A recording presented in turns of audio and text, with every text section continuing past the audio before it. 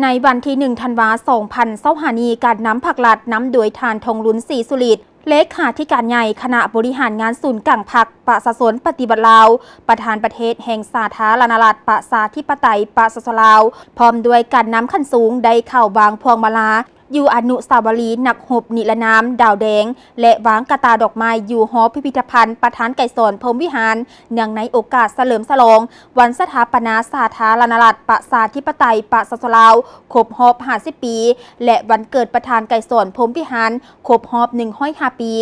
การวางพวงมาลาและกระตาดอกไม้ในครั้งนี้เพื่อเป็นการแสดงถึงความเคารพหักความกตัญญูรู้บุญคุณถึงคุณงามความดีน้ำใจต่อสู่อย่างพิราศหาญและบ่ยอมจำนวนของบรรพบุรุษลาวก็คือนักรบปฏิบัติที่เสียสละชีวิตเลือดเนื้อเพื่อภารกิจปฏิบัติอย่างองอาจกล้าหาญภายใต้การนำพาซี่นำของพรรคประชาชนปฏิบัติลาวจนสามารถยัดได้สายชนะและประกาศเอกราชสถาปนาเป็นสาธารณรัฐประชาธิปไตยประชาชนลาวขึ้นอย่างสง่าผ่าเผยในวันที่2 ธันวาคม 1975วันชาติที่2 ธันวาคมแม่นวันที่มีความหมายความสำคัญสำหรับทั่วภาคทั่วรัฐและทั่วปวงชนลาวทั้งชาติแม่นวันแห่งชัยชนะอันยิ่งใหญ่ในประวัติศาสตร์แห่งการต่อสู้ของชาติลาวเฮาแม่นวันที่ประชาชนลาวบรรดาเผ่าได้มีอิสรภาพเป็นเจ้าของประเทศชาติอย่างแท้จริงแม่นวันที่ประเทศลาวได้มีเอกราชอย่างสมบูรณ์และมีอธิปไตยอย่างครบถ้วน